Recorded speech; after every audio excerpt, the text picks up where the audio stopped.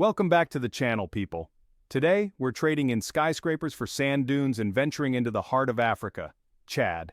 You know, Chad, that country your geography teacher probably forgot to mention. Now, when you think of Chad, what comes to mind? Endless deserts? Maybe some camels chilling by a watering hole? Well, you're not entirely wrong, but trust me, there's more to Chad than meets the eye. This ain't just another dusty corner of the world. Chad is a country bursting with vibrant cultures, a history richer than a pot of jollof rice, and landscapes so breathtaking they'd make a postcard jealous. So, buckle up, because we're about to drop some serious knowledge about the nation of Chad. And hey, if you learn something new, don't be shy. Hit that like button harder than a Saharan sandstorm. And if you make it to the end of this wild ride, drop a Chad in the comments. Let's go.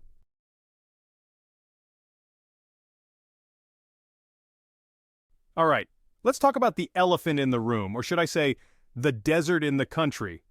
Chad is home to a significant chunk of the Sahara Desert. And let me tell you, this ain't your grandma's backyard sandbox. We're talking about the largest hot desert on the planet. That's right, it's like Mother Nature turned up the thermostat and said, "Hold my beer."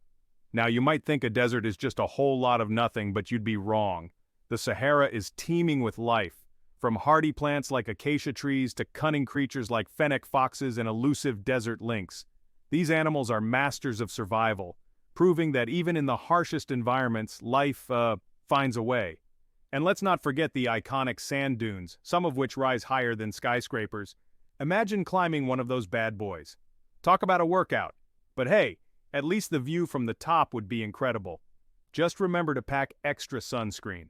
The Sahara is more than just a geographical feature. It's woven into the very fabric of Chad's identity.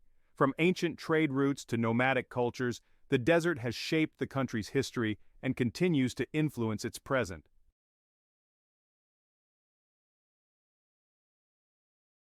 All right, folks, from the scorching sands of the Sahara, we're heading north to a slightly wetter destination, Lake Chad. Now, don't let the name fool you. This ain't your typical lake. It's more like a giant, shallow puddle that changes size more often than a chameleon in a disco. Once upon a time, Lake Chad was a massive body of water, a veritable inland sea, if you will. But over the years, it's shrunk dramatically due to drought, desertification, and let's be real, humans messing things up as usual. It's like watching your favorite ice cream melt on a hot summer day. Tragic. But here's the kicker. Even though it's shrinking faster than my chances of ever understanding quantum physics, Lake Chad is a lifeline for millions of people in Chad and its neighboring countries. It provides water for drinking, irrigation, and fishing, supporting a delicate ecosystem that's home to all sorts of critters. Now you might be thinking, Trevor, this sounds like a recipe for disaster. And you wouldn't be wrong. The shrinking of Lake Chad has led to all sorts of problems, from conflicts over dwindling resources to economic hardship.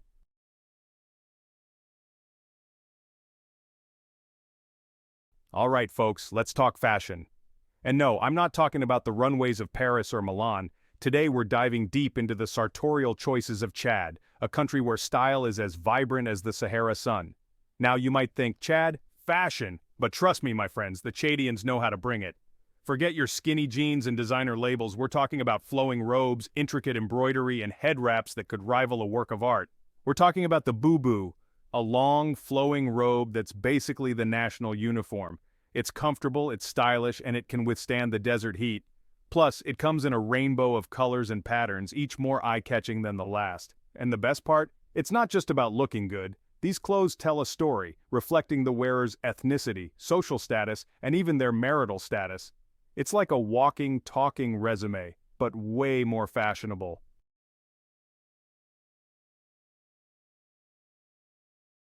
Alright, music lovers, get ready to groove, because today, we're taking a trip to Chad, a country where the music is as diverse and vibrant as its people. And trust me, this ain't your typical elevator music. We're talking about a fusion of Arabic, French, and indigenous African influences, creating a sound that's both familiar and totally unique. It's like a musical melting pot, simmering with rhythm, soul, and a whole lot of heart. From the hypnotic melodies of the kora, a 21-stringed harp lute, to the pulsating rhythms of the djembe, a goblet-shaped drum, Chadian music is all about storytelling through sound. It's music that makes you want to dance, to sing, to connect with something bigger than yourself. And it's not just about the instruments, folks. Chadian music is also about the voices, the harmonies, the call and response that echoes through the centuries. It's music that's meant to be shared, to bring people together, to celebrate life in all its messy glory.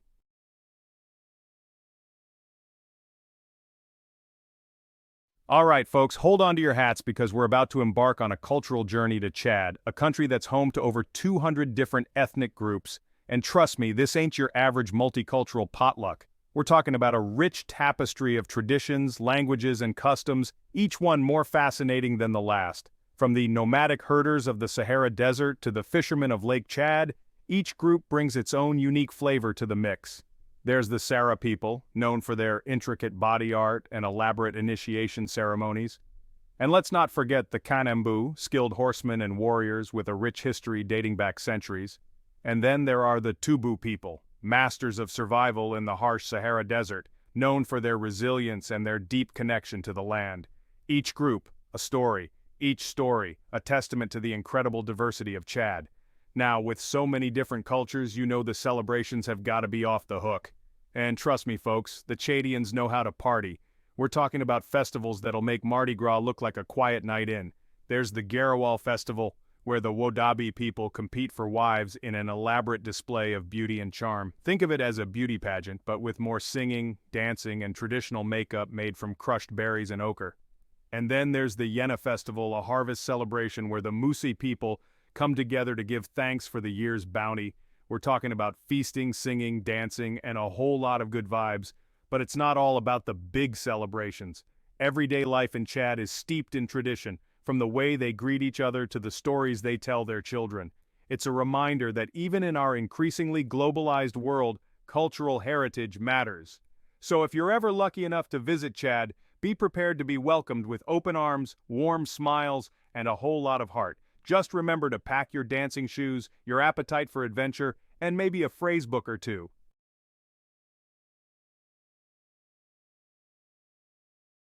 All right, folks, let's talk about food, because if there's one thing that unites humanity, it's the love of a good meal. And Chad, my friends, does not disappoint. Chadian cuisine? Oh, it's a whole vibe. Imagine this, a fusion of Arabic, French, and traditional African flavors, all coming together on one plate. It's like the culinary equivalent of a UN peace summit. Everyone's invited, and everyone leaves happy. One of the stars of the show is Kizra, a fermented flatbread that's basically Chad's national treasure. Think of it like the sourdough bread of Chad, but instead of starting a pandemic baking trend, it's been a staple for centuries. They use this bad boy to scoop up all sorts of delicious stews and sauces, and let me tell you, it's a match made in food heaven. And speaking of stews, get ready for some serious flavor bombs. We're talking slow-cooked meats, vibrant vegetables, and a symphony of spices that'll have your taste buds doing the salsa. From peanut-based sauces to okra-infused stews, there's something for everyone in Chad's culinary melting pot. But it's not just about the taste, people. Food in Chad is all about community. Sharing a meal is an integral part of their culture, a way to connect with loved ones and celebrate life's special moments. It's like Thanksgiving, but without the awkward family dynamics and political arguments. Well, maybe a few political arguments. It is still Africa after all.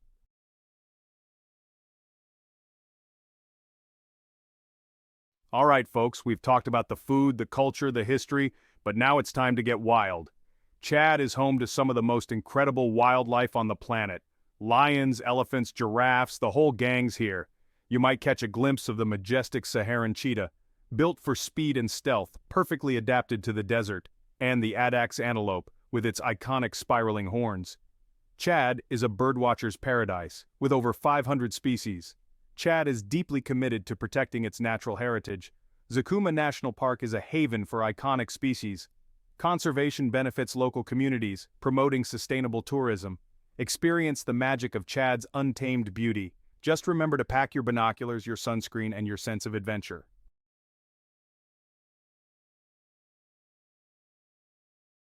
All right, history buffs, this one's for you. Chad isn't just about the present and the future, it's a land with a rich and fascinating past. We're talking ancient civilizations, incredible archaeological sites, the whole shebang. It's like stepping into a time machine. But instead of a DeLorean, you've got camels and Land Rovers. Deep in the Sahara Desert, hidden amongst the dunes and rock formations, lies a treasure trove of ancient rock art. We're talking thousands of years old, people. These paintings and engravings offer a glimpse into the lives of Chad's earliest inhabitants. One of the most impressive sites is the Enedi Massif, a UNESCO World Heritage Site. We're talking over 10,000 individual images, some dating back as far as 7000 BC. These paintings depict a time when the Sahara was a lush savanna teeming with wildlife and human settlements. Chad's history isn't just about prehistoric times, it's a tapestry woven with the rise and fall of powerful empires and kingdoms. One of the most fascinating chapters in Chad's history is the rise of the Sao civilization. These ancient people, known for their skilled craftsmanship and unique burial practices, flourished in the southern regions of Chad. Imagine caravans laden with gold, salt, and other precious goods, traversing the Sahara, connecting Chad to the wider world.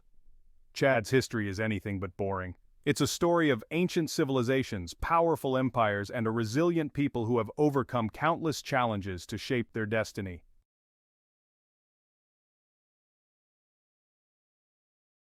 So, you think you're a polyglot? You speak, what, 2, maybe 3 languages? Well, hold on to your berets, because in Chad, that's considered basic cable. Seriously, Chad is like the United Nations of languages, with over 120 different tongues spoken across the country. Imagine trying to order a pizza in Chad. You'd need a menu the size of a phone book. Let's see, I'll have the pepperoni with extra cheese. In Sar, please. No, wait, I meant in Ngambé. Oh dear, is that Arabic I hear in the background? Maybe I'll just have a salad. But it's not just about the sheer number of languages, it's about the diversity.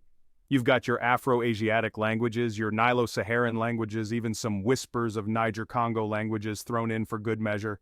It's a linguistic tapestry, woven together over centuries of trade, migration, and good old-fashioned neighborly chats. And just when you thought it couldn't get any more fascinating, Chad throws you a curveball. Despite this linguistic smorgasbord, they managed to choose not 1, but 2 official languages, Arabic and French. It's like the linguistic equivalent of a 2-for-1 deal. Now, you might think that with all these languages swirling around, communication in Chad would be like trying to herd cats. But surprisingly, it's not as chaotic as you might imagine. You see, many Chadians are multilingual, effortlessly switching between languages like seasoned code switchers. It's like a superpower, really. You're at the market, haggling over the price of mangoes in Arabic, then seamlessly transitioning to French to discuss the latest football match with the vendor next door. And just for kicks, you throw in a greeting in your local dialect to the person passing by. But this linguistic diversity isn't just a cool party trick. It's a testament to Chad's rich history and cultural heritage. Each language carries within it the stories, traditions, and values of the people who speak it. So the next time you're feeling overwhelmed by the thought of learning a new language, just remember the people of Chad who navigate a linguistic landscape as diverse as the Sahara Desert itself. They're proof that communication is about more than just words. It's about connection, understanding, and embracing the beauty of human expression in all its forms.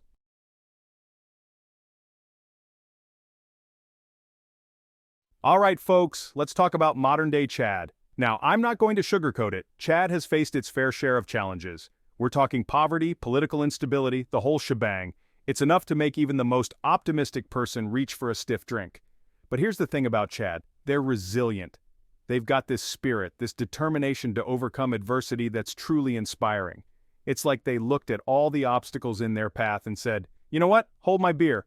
And slowly but surely, things are starting to change. Chad's economy, largely dependent on agriculture and oil, is showing signs of growth. The government is working to improve infrastructure and attract foreign investment. It's a work in progress, sure, but progress nonetheless. But it's not just about the numbers, folks, it's about the people. There's a growing sense of hope in Chad, a belief that a brighter future is within reach. You see it in the eyes of the entrepreneurs setting up shop, the students eager to learn, the activists fighting for a better tomorrow. Now, Chad isn't just focused on its own backyard. Oh no, they're stepping onto the continental stage as a key player in the African Union. You see, Chad's got this strategic location right in the heart of Africa, making it a crucial link between North and Sub-Saharan Africa. It's like the ultimate crossroads, and they're taking this role seriously, contributing to peacekeeping missions, promoting regional stability, and advocating for economic development. It's like they're saying, we may be a relatively small country, but we've got a big voice and we're not afraid to use it. But it's not just about politics and diplomacy. Chad is also a cultural powerhouse, sharing its rich artistic traditions and unique perspectives with the rest of the continent. From music and dance to literature and film, Chad is making its mark on the African cultural scene.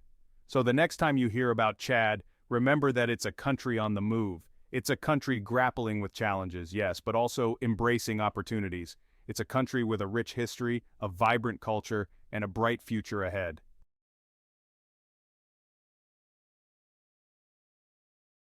And that, my friends, brings us to the end of our Chadian adventure.